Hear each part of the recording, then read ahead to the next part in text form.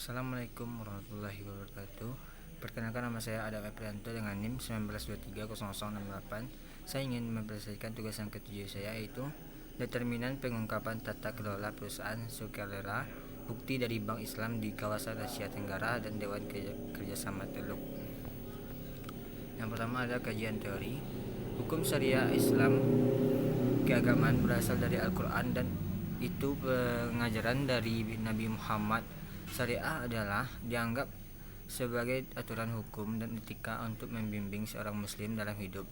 Mengingat karakteristik unik bank syariah, kualitas pengungkapan tata kelola perusahaan sangat penting untuk menjaga kepercayaan pemangku kepentingan terhadap sistem keuangan mereka. Kegagalan untuk menjaga kepercayaan ini dapat menyebabkan pemangku kepentingan beraksi negatif. Misalnya, deposan dan investor menarik investasi mereka. Studi ini memberikan kontribusi penting untuk tata kelola perusahaan dan literatur perbankan Islam, memberikan bukti sejauh mana pengungkapan tata kelola perusahaan di bank syariah dan hubungannya dengan penentu utama termasuk karakteristik bank dan variabel sosial.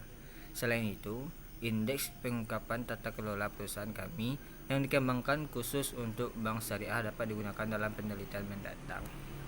Yang kedua ada kasus yang terkait. Yang pertama, apa kebutuhan akan praktik akuntansi dan struktur tata kelola perusahaan yang berbeda untuk Islam bank? Yang kedua, apa saja faktor yang mempengaruhi pengungkapan tata kelola sukarela? Yang ketiga ada objek penelitian. Yang pertama, penelitian ini dilakukan pada 1972. Yang kedua, penelitian dilakukan di kawasan Asia Tenggara. Dan yang ketiga, yang terlibat dalam penelitian ini adalah beberapa negara di Asia Tenggara. Selanjutnya, teknik analisis data. Teknik analisis data ini yaitu menggunakan uji hipotesis. Penelitian ini menggunakan sistem penilaian oleh Freedom House, yaitu mulai dari 1 kebebasan dan hingga 14 represi yang diturunkan dari Deklarasi Universal Hak Asasi Manusia yang diadopsi oleh Majelis Umum Perserikatan Bangsa-Bangsa. Dan terakhir ada hasil penelitian. Bank syariah didirikan untuk memenuhi kebutuhan umat Islam untuk melakukan transaksi di bawah kerangka syariah. Bank diperbolehkan untuk membiayai kegiatan yang serupa dengan bank konvensional dengan pengecualian kegiatan yang tidak diperbolehkan dalam Islam. Misalnya yang melibatkan alkohol, babi, tembakau, atau perjudian.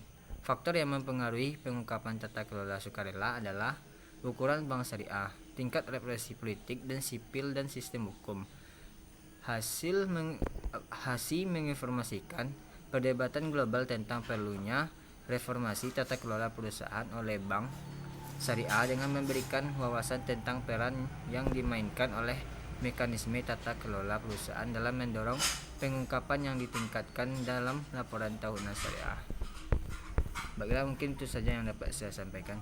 Kalau ada salah dan janggal mohon dimaafkan. Wabillahi taufiq wa hidayah. Wassalamualaikum warahmatullahi wabarakatuh.